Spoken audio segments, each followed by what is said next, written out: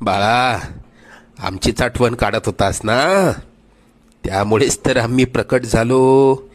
अरे मायबाप मानतोस ना आम्हाला, मग तुला पैशांची गरज असताना सांगायचं ना. कोणापुढेही हात पसरू नकोस. लोक 2-4 हजारांची मदत करतीलही, पण तुझ्या मागे सर्वांना तुझी मजबुरी हसत सांगतील. आता तुला कोणापुढे हात पसरण्याची वेळच येणार नाही. तू आजपर्यंत भरपूर दुःख सहन केलंस. लवकरच तुझ्या रडक्या भाग्यात सुखाचे दिवस येतील. तुझ्या मनात असलेली इच्छा पूर्ण होऊन अक्कलकोटला पेढे घेऊन येणं होईल. येशील ना आम्हाला भेटायला अक्कलकोटला?